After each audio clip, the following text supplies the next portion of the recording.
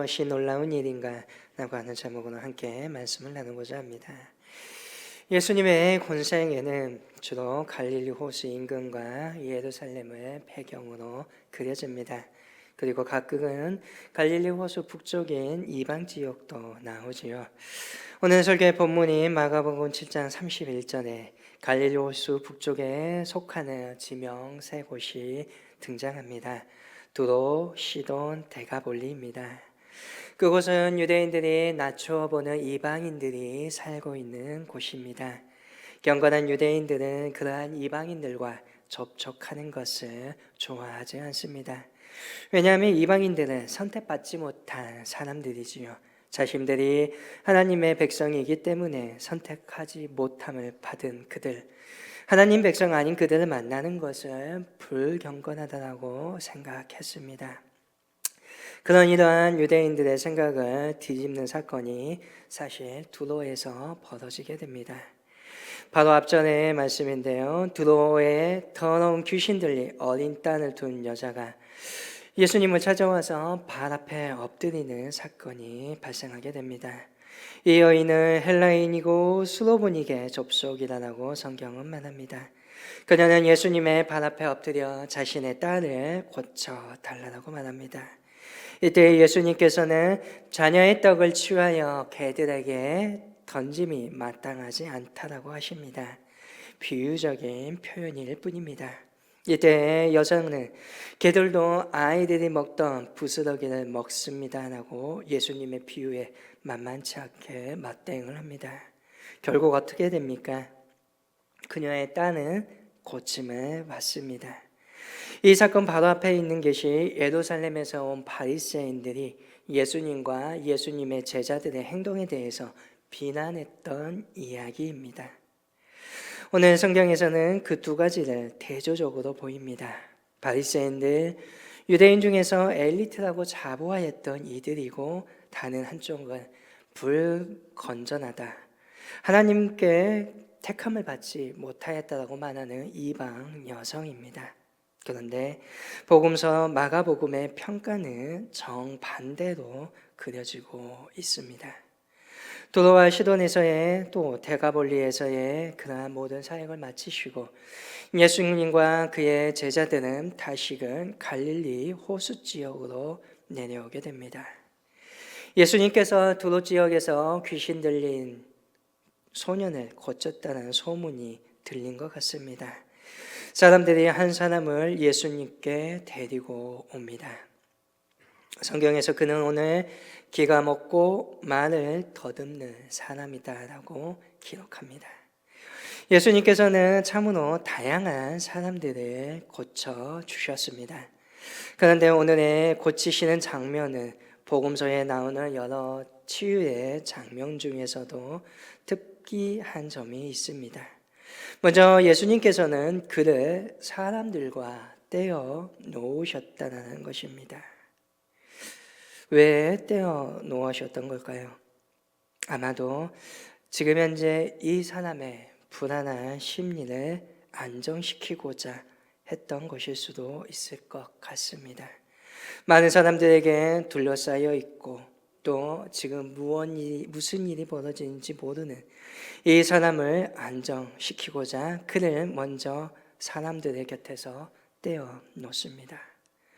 그리고 예수님께서는 특별히 말씀으로 고치시는 장면이 아니라 어떠한 행위를 하는 것을 성경에서 보여주고 있습니다. 먼저 예수님께서는 손가락을 이 사람의 양 귀에 넣습니다. 아마 예수님의 손가락이 자신의 귀에 닿았을 때의 느낌을 분명히 이 사람은 느꼈을 것입니다. 또한 이어서 예수님께서는 침을 손가락에 묻힌 다음에 침 묻은 그 손가락을 그의 혀에 갖다 대십니다. 오늘날로 생각하면 좀 더럽죠. 근데 고대인들은 사람의 침에 치유의 힘과 귀신을 내쫓는 힘이 있다라고 생각하였습니다. 치유의 힘이라고 생각하니까요, 어렸을 때 저희가 어떻게 했는지 잠깐 생각해 보시길 바랍니다. 흔히 우리가 벌레 물렸을 때, 모기 물렸을 때 어떻게 하셨나요? 침발랐죠. 네, 아마 치유의 힘이 있다고 저희들은 그렇게 믿었던 것 같습니다. 그 기억이 있습니다. 의학적인 근거는 없습니다. 하지만 최소한 심리적으로는 매우 위로가 일어났을 것입니다. 그리고 예수님은 34절에 하늘을 우러러 탄식하시며 그에게 이르시되 에바다라 하시니 이는 열리리라 라는 뜻이니라 라고 하십니다. 예수님께서 오늘 탄식하셨다고 하십니다. 지금 몸의 잠액 때문에 마음까지도 병들어 있는 이 사람의 삶을 탐식하는 걸까요? 아니면 말씀으로 지금까지 거쳐왔는데 이러한 주술적인 모습을 보이지 아니하면 믿지 않는 것을 보시고 주위의 사람들을 보시고 믿음 없는 당시의 사람들을 보시고 탄식을 하셨던 것일까요? 어찌 보면 우리의 생활이라는 것이 아무리 좋아 보여도 그 근본은 뿌리는 탄식할 수밖에 없는 것 같습니다. 개인만이 아니라 민족이나 국가 차원에서도 마찬가지입니다. 오늘 말씀에 듣지 못하고 말을 더듬는 이 사람은 감당할 수 없는 고난에 빠져 있는 모든 사람들을 대표한다라고 말할 수 있을 것입니다. 자기가 아무리 노력한다 할지라도 그 상황을 해결할 수 없으니 어찌 탄식하지 않을 수 있겠습니까? 오늘 그러한 그에게 예수님께서는 예바다라고 말씀하십니다. 예수님은 당시에 사용했던 알라모로 말씀하십니다. 그리고 그 뜻은 열리라 것입니다. 이 사람의 귀와 입이 열리라라고 명령하시고 호소하시며 또한 희망하고 소망하시는 것입니다. 그러자 이 말씀이 떨어지자 그 사람의 귀가 열리고 혀가 풀려서 분명하게 말을 하게 됩니다. 옆에서 아마 초조하게 지켜보았던 사람들, 그가 말을 듣고 말을 하는 것을 보게 되자 아마 손뼉을 치며 덩실덩실 춤을 추었을 것입니다. 도대체 그 자리에서 무슨 일이 벌어진 것일까요? 예수님은 하나님의 아들이니까 그런 기적을, 초자연적인 기적을 당연히 일으킬 수 있는 분이라 믿으면 간단합니다. 그러나 무조건 문자대로 믿는 게 바른 것이 또한 아니다라는 것을 알고 있습니다. 만약 우리가 예수님을 그렇게 초자연적 능력으로 사람의 운명을 너무나 쉽게 바꿀 수 있는 분이라고 한다면 예수님은 굳이 십자가에서 돌아가실 필요가 없었습니다. 왜냐하면 초자연적인 그 능력으로 세상의 모든 사람들의 불행을 구원하며 되기 때문입니다. 복음서에서는 우리에게 어떻게 객관적인 사실을 방송이나 기자들처럼 보도하고 있는 것이 아닙니다. 예수님을 보았던 제자들, 또한 제자들의 그 가르침에 따라서 믿었던 초대 그리스도인들의 경험, 예수님을 그 당시에 자신들의 믿음과 세계관을 통하여서 선포하고 있는 것입니다. 당시의 세계관은 상당히 주술적입니다. 난치병이나 장애를 고치는 주술적인 힘을 보이는 사람들도 제법 많았습니다. 그리고 온갖 불행한 일로 힘들어하던 군중들은 그러한 카리스마를 보이는 사람들을 특별한 인물로 여기고 늘 기다려왔습니다. 어찌 보면 지금도 사이비 이단 교주들을 추종하는 사람의 모습이 또 그들의 심리가 비슷할 것입니다. 예수님도 이번 일로 그런 초능력자 중 한 사람으로 오해받을 수 있었습니다. 그래서 36절에 따르면 예수님께서는 이러한 일에 관하여 소문을 내지 말라고 경고하십니다.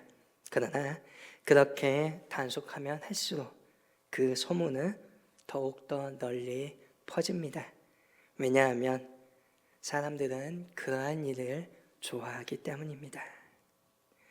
오늘 다른 복음서의 치유 이야기와 다른 오늘의 말씀은 우리에게 무엇을 가르쳐 주고 있는 것일까요? 그것은 어찌 보면 하나님의 모든 능력이 예수님에게 나타나셨다는 것입니다. 예수님은 하나님께서 행하신 일을 그대로 행하시는 분이십니다. 하나님께서 행하시는 일이 무엇입니까? 그것은 구원입니다.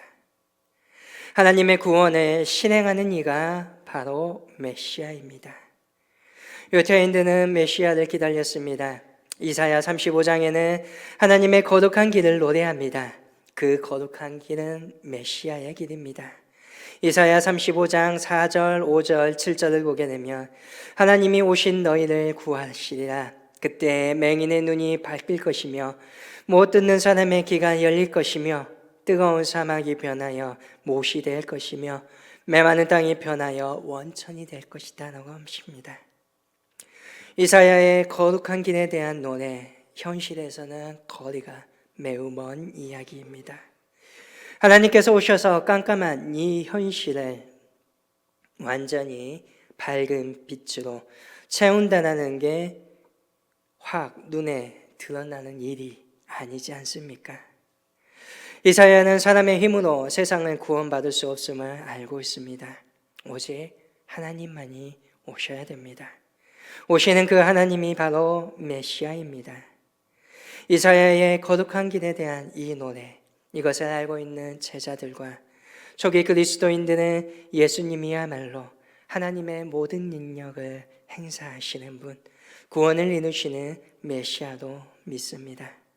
오늘 예수님을 통하여서 이 사람처럼 사람들의 귀가 열리고 혀가 풀렸으며 풀리게 될 것입니다. 그를 통하여서, 예수님을 통하여서 하나님의 구원이 일어났고 일어나게 될 것이다. 이것을 고백하고 있는 것입니다. 하나님을 통해서만 가능한 놀라운 일들이 예수님을 통하여서 일어났다는 사실, 마가복음의 기자는 오늘 본문에서 고대인들이 볼 때는 자연스러우나 현대인들이 볼 때는 매우 기이하게 받아줄 수 있는 방식으로 이야기를 우리에게 전해주고 있는 것입니다. 이것은 단순히 육신의 귀만이 열린 것이 아닙니다. 물론 육신의 귀가 열리는 것 중요합니다. 그러나 참된 기적이나 그 영혼의 귀가 열리는 것입니다. 영혼의 귀가 열려야만 육신의 귀도 열리게 됩니다. 육신의 귀가 아무리 좋아도 듣지 못하는 사람은 결국 듣지 못합니다. 이 고침을 받은 사람을 보며 이러한 생각도 해봅니다. 이 사람이 육체적으로 귀가 먹고 말을 못하는 사람일 수도 있겠지만, 육신적으로 정말 아픈 사람일 수도 있겠지만, 때로는 그가 가지고 있는 피치 못할 사정으로 말미암아 아무것도 듣지 않으려고 하고 또 아무 말도 할 수 없는, 그렇게 살아가기로 작정한 사람이 아닐까. 오늘 이러한 사람들은 많이 있을 것입니다. 들을 수 있지만 듣지 않으려고 하고 또 자신에 있는 마음의 상처들로 말미암아 말할 수 있지만 말하지 못하겠다라고 그렇게 삶을 살아가고 있는 사람들이 오늘 현대사회 속에는 많이 있습니다. 어찌 보면 예수님께서는 그러한 사람들을 보며 하늘을 우러러 탄식하고 계시는 것이 아닐까요?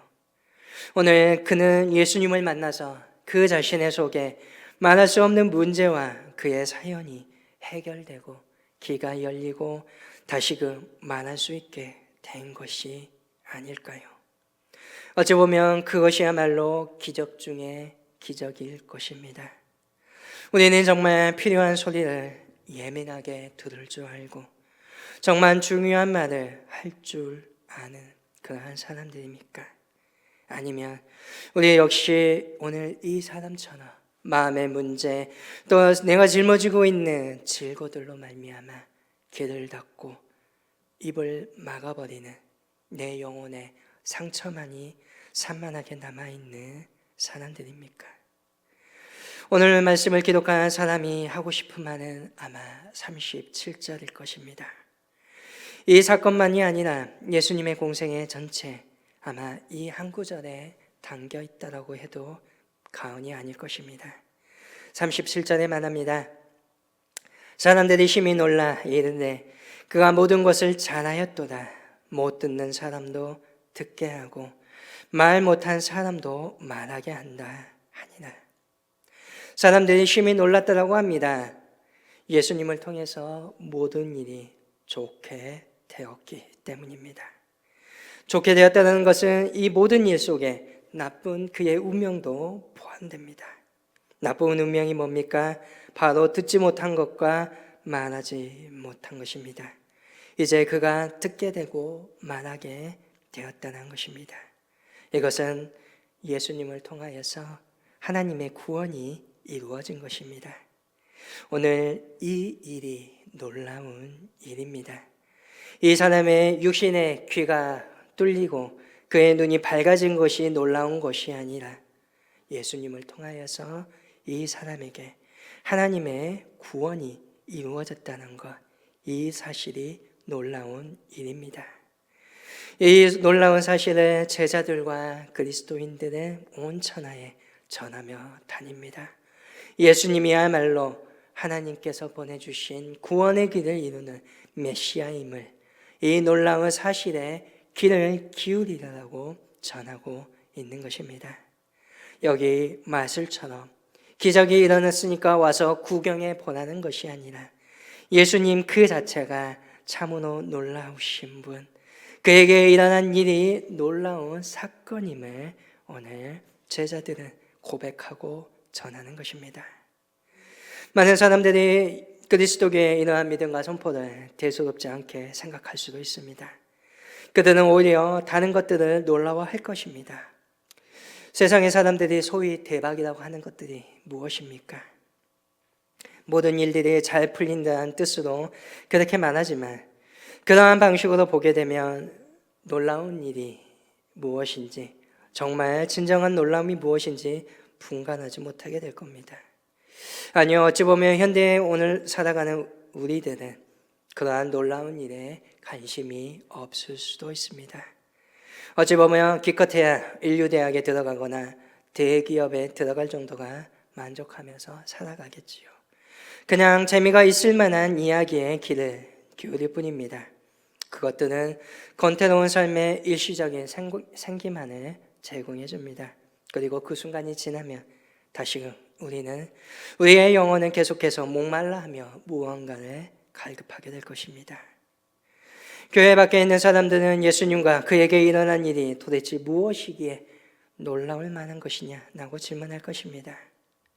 자기들이 볼 때에 예수님 분명 존경은 받을 만하지만 오늘 믿음의 사람들이 고백하듯이 인류의 역사에서 유일무이한 메시아는 아니다라고 생각되어집니다. 그리스도인들도 오늘 자기들과 별로 다를 게 없다라고 보일 것입니다. 기독교인들 역시 놀라운 일을 목격한 사람처럼 늘 새롭고 충만하지는 않다라는 것입니다. 틀린말은 아니지요. 오늘 여러분들은 그들의 이러한 문제 제기에 대답할 준비가 되셨습니까? 복음서의 기자가 실제로 그렇게 생각했는지 아닌지는 모르겠습니다. 오늘 본문에 나오는 이 사람을 오늘 예수님과의 만남 이전과 이후로 구분해 보고 싶습니다. 예수님을 만나기 전에 그는 듣지 못했습니다. 듣지 못하니 어찌합니까? 말을 제대로 하지 못합니다. 우리는 종종 어린아이들이 외국으로 너무 일찍 나가면 한국말을 전혀 하지 못하는 경우를 보게 됩니다. 외국어만 사용하니까 그들과 어울리니까 오랜 세월을 지난 아이처럼 오늘 그 아이들은 한국말을 잊어버립니다. 마치 그러한 어린아이처럼 오늘 현대인들은 어찌 보면 복음의 언어를 듣지 못하고 있습니다. 이 세상이 제시하고 있는 모범 답안만을 거의 맹목적으로 붙들고 살아갑니다. 해답이 아닌 모범 답안인데도 마찬가지입니다. 생명의 말씀 기회를 듣지 못하니 그 기회가 없으니 복음이 말하는 예수님의 사건 앞에서도 놀랍지 못하는 겁니다. 안 들리니까 어찌하겠습니까? 이러한 현상의 세속화의 절정이라 할 21세기에는 더 심하게 보이는 것 같습니다. 이것은 비단 세상의 사람들뿐만 아닙니다. 오늘 그리스도인의 가정에서 자란 자녀들도 더는 복음의 언어를 제대로 알아듣지 못하는 상황들이 벌어집니다. 그리고 그러한 현상을 별로 심각하게 생각하지도 않는 것 같습니다. 궁극적 의미에서 놀라운 일, 곧 예수님이 외면받는 시대가 된 것입니다. 그러나 예수님을 만난 이 사람, 이제 귀가 열리고 혀가 풀려서 듣고 말하게 됩니다. 생명의 소리를 듣게 되었습니다. 자기의 삶에서 정말 무엇이 놀라운 일인지 경험하게 되었다는 것입니다. 그렇습니다. 예수 그리스도를 통하여서 하나님의 사랑과 그분의 존재 자체가 죽음에 이르기까지, 그리고 영원히 함께 하신다는 사실이야말로 가장 놀랍고 기쁜 일임을 이 사람은 주님을 만남으로 깨달았습니다. 그래서 우리는 어쩌면 모세가 그랬던 것처럼, 어쩌면 이사야가 그랬던 것처럼, 어쩌면 열심히 다메섹 도상으로 달려가며 그곳에서 예수를 만나는 바울처럼 오늘 하나님께 조금씩이라도 가까이 가려고 그 하나님을 만나고자 노력해야 하는 것입니다. 오늘 우리가 그렇게 살아갈 때에 우리의 삶 속에서 놀라운 복음 안에서 살아갈 때에 우리의 귀가 열리게 될 것입니다. 이 세상에서 벌어지는 그 어떠한 일도, 그 어떠한 불행이나 행움도 전혀 놀라운 일이 아니게 될 것입니다. 오늘 그 예수님을 만남으로 말미암아 나의 입이 열리게 될 것입니다. 그리고 그 안에 참된 자유와 안식을 얻게 될 것입니다. 오늘 저와 여러분에게 예수님은 무엇을 하고 계십니까? 오늘 여러분들에게 무엇이 놀라운 일이십니까? 저와 여러분에게 가장 놀라운 일은 예수님이 바로 저와 여러분을 만나주고 계신다는 것입니다. 그 만나주심으로 말미암아 오늘 이 사람처럼 오늘 귀가 열리고 말문이 트였다는 것입니다. 오늘 그 예수님을 가장 놀라운 사건으로, 놀라운 일로 여기시기를 바랍니다. 그 예수님께서 이루시는 구원의 놀라운 길을 옛날에 제자들과 그리스도인들이 그러했던 것처럼 믿고 따르며 우리의 입술로, 우리의 행동으로 고백할 수 있는 귀한 저와 여러분이 되기를 주님의 이름으로 간절히 축복합니다. 기도하겠습니다.